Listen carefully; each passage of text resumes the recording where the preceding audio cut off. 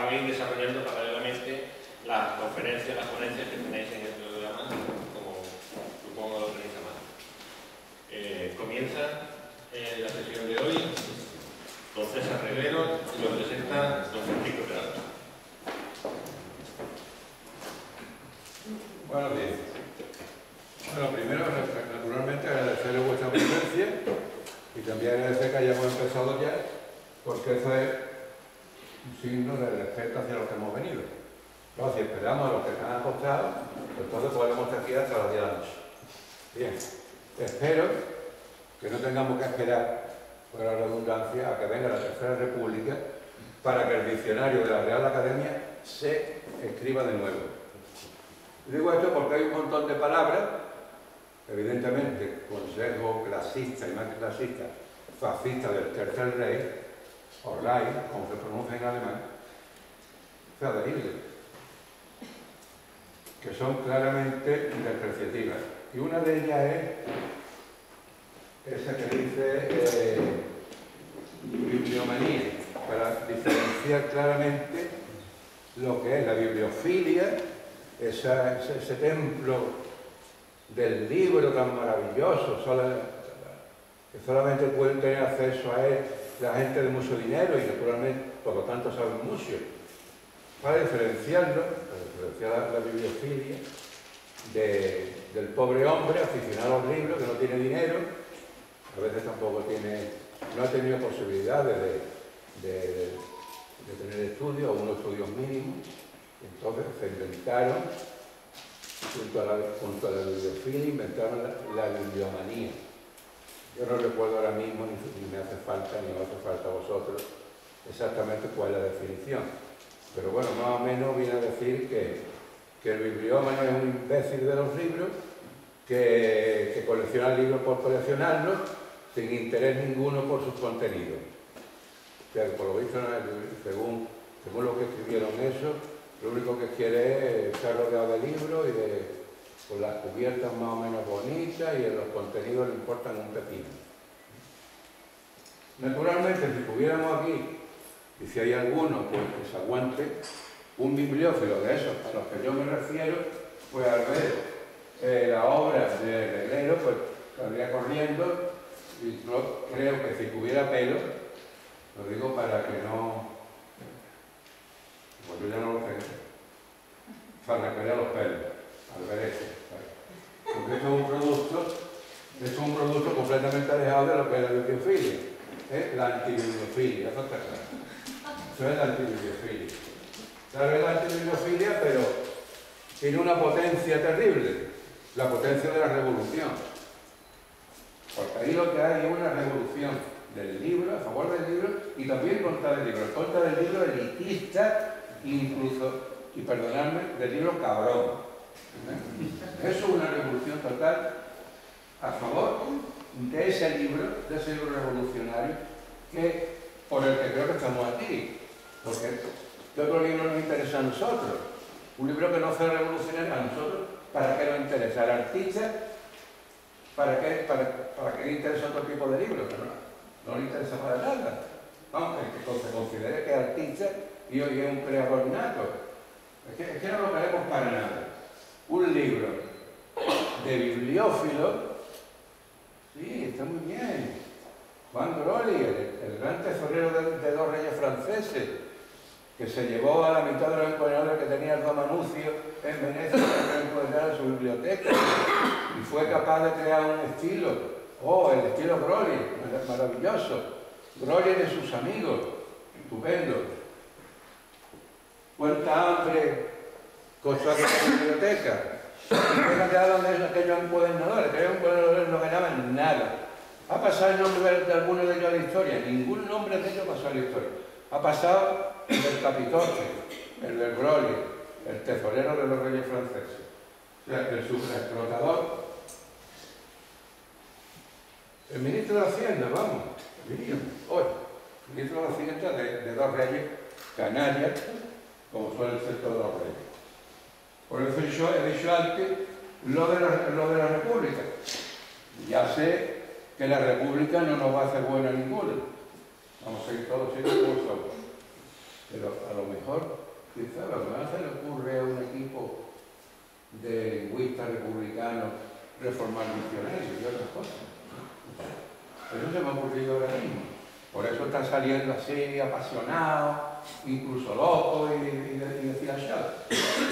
Pero bueno, Reguero, que sabía que iba a hablar malamente de él, ya no le puedo dar de sorpresa. Tengo una fe total antipaco y que hablarán mal. Bueno, pues seguiré hablando entonces más. A mí me parece que la obra de Reguero, lo que es la prensa gráfica obsesiva, fue un homenaje feroz al caligrama. Yo lo que veo ahí es un homenaje al caligrama tremendo. Pero un homenaje al caligrama y además un inventamiento a todo lo que es el tachismo. Porque más tachismo que en estas páginas yo no he visto en ninguna parte. Exacto. ¿Verdad? Cuesta ver el periódico detrás. Bueno, todavía tachismo, intervenciones, yo creo que en estos libros encontramos casi todo lo que se le puede hacer un libro. Este libro además tiene la particularidad que la encuadernación la ha hecho el propio artista. No, eso no, una abuelita de 95 años. Ya, bueno. Pero esto, no había caído yo en que soy un tachista. Total, absoluto. Para que vea que te quiero más. Oye, el tachismo en estado puro, ¿eh? Se acabó Fernando Millán. Entonces, en fin. Bueno, yo no lo quería aumentar, lo he aumentado todo. De todas formas, Fernando Millán es amigo y ahí lo tenemos y es uno de los... No, porque yo, bueno, pues si lo digo para bien, que lo digo para bien, soy su alumno. Él me enseñó a tachar y he aprendido. Para bien, para bien. Bueno, después, de todas formas, ya después de esto que yo he dicho, ¿qué queréis que diga más? Creo que lo que debo hacer es sentarme y que ya... Anda, que para eso hemos colaborado. Para eso te la publiqué, Bueno, no señalar y explica algunas cosas. Bueno, esto es lo que nosotros llamamos lo hemos cuajado de oro, los encuadernadores, y esta encuadernación ya diré, me adelantaré un poco a lo que voy a hablar después.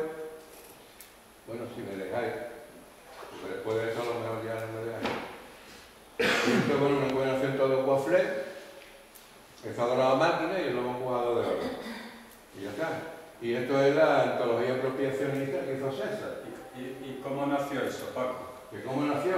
¿Por qué me invitaste a hacer esa antología? Porque tú empezaste a sacar los cuadernillos aquellos apropiacionistas, y entonces yo vi que era un proyecto muy interesante, muy bonito, me entusiasmé y pensé, me invité a que lo ampliara y entonces pues cogí y que publicamos este libro en italiano.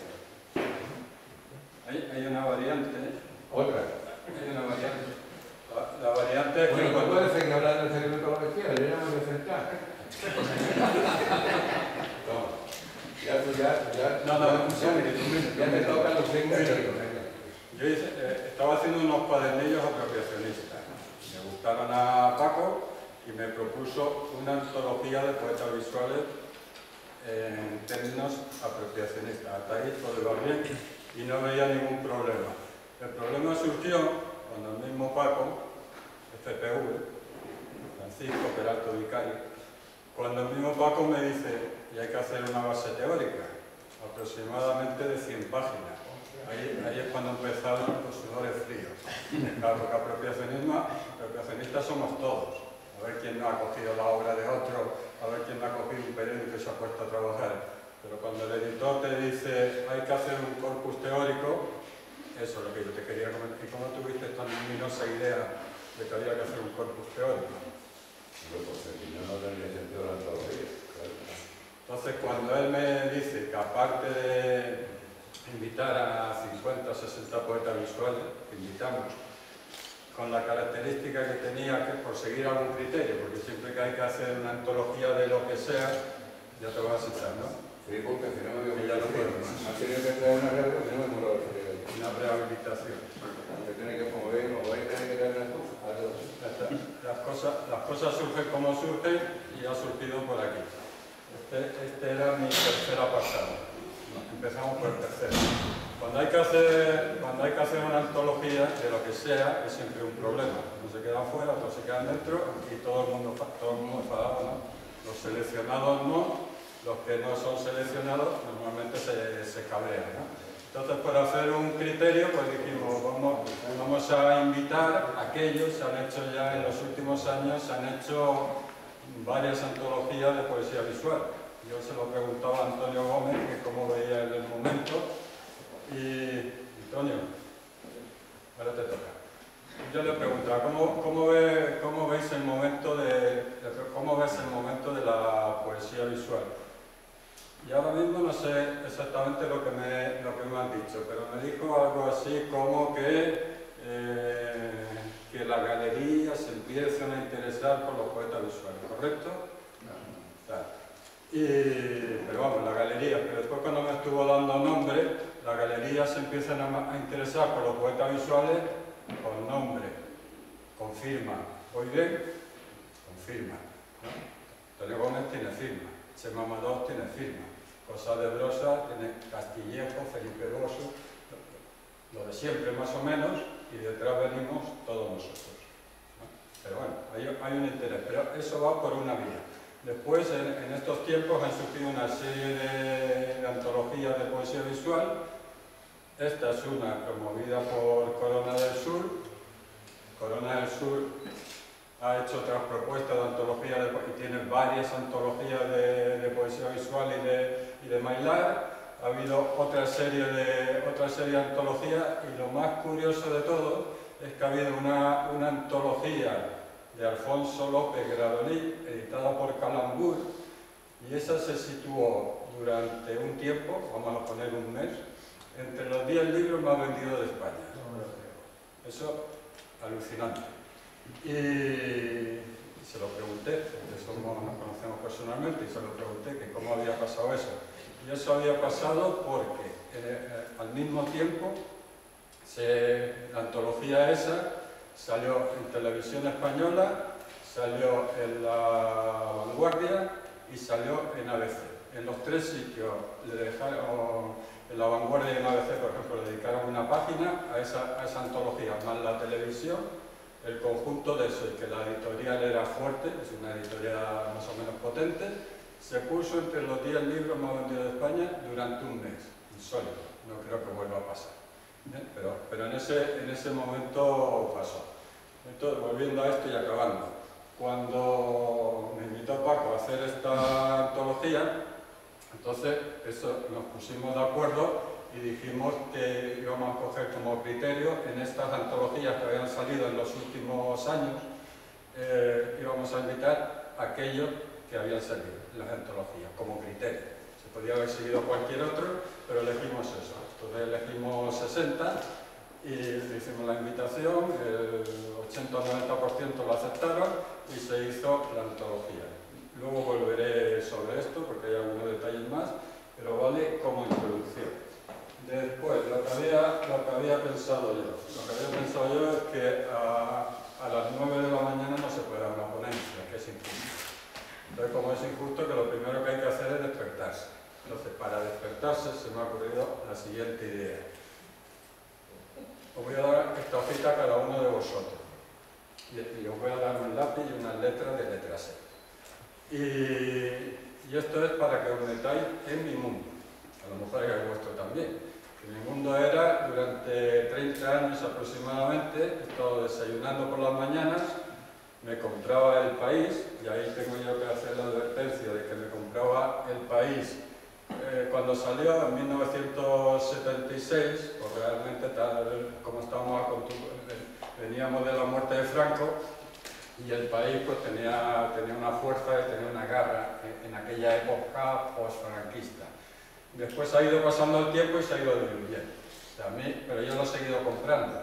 O sea que estoy desde el 76 hasta 2014 lo sigo comprando. Pero tengo que hacer la advertencia de que lo sigo comprando casi como un periódico más, un poquito a la izquierda, pero vamos, sin grandes alardes, ¿no? Me interesa mucho la fotografía del país. Desde que lo publicaron en el 76 me di cuenta de que era probablemente el rotativo como periódico que mejores fotografías sacaba. Y entonces, tú cuando lees el periódico y ves una buena fotografía de calidad, sea noticia o no sea noticia, a todos los que nos movemos dentro del arte nos cuesta mucho decir, coño, y esto se va a la basura. A mí por lo menos es lo que me pasaba. O sea, me dolía mucho una buena fotografía tirarla a la papelera.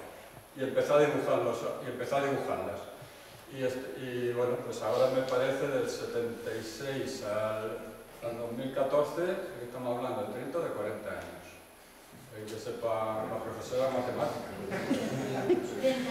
La profesora de matemáticas. De 76 a 14. Según los binomios, no trabaja los sábados. No han pasado muchos años. Pues sigo en ello, lo sigo dibujando, ¿no? Entonces la escena era, yo me levantaba por la mañana, me iba a la cafetería, el bollo, el café con leche y el periódico. Cuando acababa de desayunar, el periódico solo lo había ojeado, me reservaba las hojas que me interesaban, lo leía luego, y lo que hacía siempre en la cafetería era dibujar. De tal manera que yo abría mi carpeta y en la misma cafetería expandía bolígrafos, rotuladores, pasteles, cera, lo que fuera. Yo lo expandía allí y empezaba como.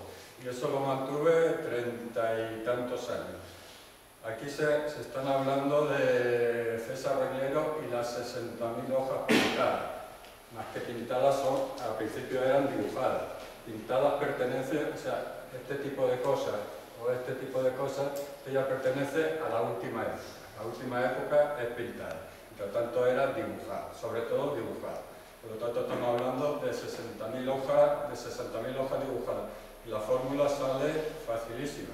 O sea, si tú durante 30 años, todos los días del año, te coges tu hoja de papel, te coges tu periódico y dibujas 6 o 7, que es la media, te salen 60 y tantos mil. Y como sigue hasta el 14, vamos ya por los 70.000. Y de este tipo voy buscando las 3.600. Tipo más bien pictórico, más que dibujo. Y voy buscando las 3.600 porque tengo en la cabeza una magna exposición que se celebrará o en el Malva, o en el Reina Sofía, o en el propio país. En el propio país ya lo tengo difícil, porque esto pertenece a una publicación sobre estos libritos de Babilonia. Recordad el nombre, Francisco Pérez Verda. Dentro de ediciones de poesía visual hay que recordar Francisco Pérez Verda, Babilonia. Francisco Peralto Vicario, edición Corona del Sur. Y su hijo, que se ha escabullido ahora, que es realmente el que hace el trabajo. Francisco Pérez Vicario es el pensador. Y el hijo, el que trabaja, el artesano y todos esos grandes libros, que al final tienen la mano de Rafael, ¿correcto? No te enfades, Paco. Más o menos. Por ahí va y su hija, Carmen. Carmen fue ayer mencionada. O sea, es un triunvirato potente. Bueno, pues decía que mi intención última es que se publique, que se haga una exposición magna de este tipo, con 3.600 obras, o aquí, en el país, en el Malva, o en la Reina Sofía, y ahora la última idea, o en el Cerco, en algún sitio, en el Cerco. Porque hay que imaginarse, la idea que tenemos así para el Cerco, pues serían 60 libritos. Los que conozcáis el Cerco, ya sabéis que es una catedral de la era industrial, es absolutamente magnífica. Y siendo absolutamente magnífica, patrimonio de la humanidad, está a punto de caerse. Por eso nos viene la idea de a ver si podemos hacer alguna cosa. Entonces, sobre esta exposición, con estos libros, a mí la idea, cuando se lo comenté a Antonio, porque la idea inicial me parece que fue suya, no fue mía. Antonio dijo, sería magnífico allí, tantas, ¿no? Y entonces un poco la cuestión, Antonio me dijo en aquel momento, dice, lo que pasa es que si montamos ahí una exposición con estos libros, pues van a venir 4 gatos. Y entonces viene la otra parte. pues cómo funcionan estas cosas. Como es un patrimonio de la humanidad lo que tienen aquí, si se hace una buena exposición que se puede hacer con instalación, no se trata de poner ahí 60 libros, se trata de poner una instalación que abarque una buena... Hasta tengo, cuando lo hablamos ya me vino la idea a la cabeza. Me imagino, pues, en aquellas naves gigantescas, te imaginas 60 círculos de arena blanca, que pones solo los círculos de arena blanca y ya es magnífico. Entonces le añades tu libro de Humberto Eco, En nombre de la rosa, esos monasterios y tal, las luces tenues sobre cada libro cayendo una lucecita y tal. Bueno, monta una cosa así, imaginemos, yo me lo imagino, que funcionaría bien y entonces ya depende, o te vienen 4 gatos o te vienen autobuses de Alemania. Eso ya depende de cómo sacan las cosas. Claro, hoy hay medios para comunicarte con todo el mundo, los tienes en la mano. La prensa, con la señora alcaldesa, estuvimos ayer comentando, es que la prensa, Yo tengo mucha experiencia con la prensa, vean, aquí mismo, ahora están durmiendo, pero aquí mismo ha venido Televisión Española, ha venido aquí, no le desinteresan las cosas. A la prensa le das una buena noticia y la prensa se planta allí. Y eso, así es como veo yo lo del cerco. Bueno, entonces, esta es la idea que tengo para estos libros. 3.600 obras quiere decir, de este tipo, quiere decir una exposición de 60 días con los 60 libros. Las obras son 60.000, pero los libros son 60, que eso será aproximadamente un 10% de las obras. Entonces, cada día los 60 libros se abren por una hoja, tal como lo habéis visto ahí en la vitrina, se abre por una hoja y tenemos una exposición de 60 obras.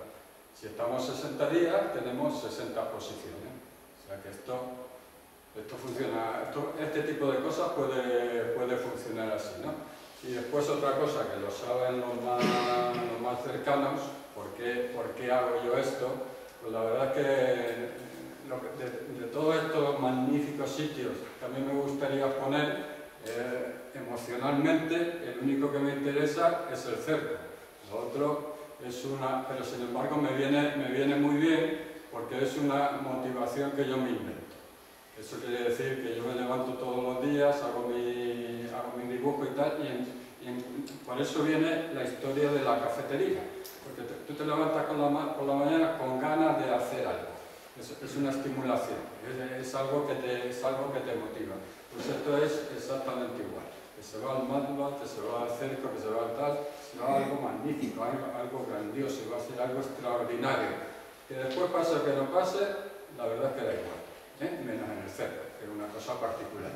Eso ya da igual, pero yo soy psicólogo, entonces me creo mis propias motivaciones, me creo mis propias estimulaciones.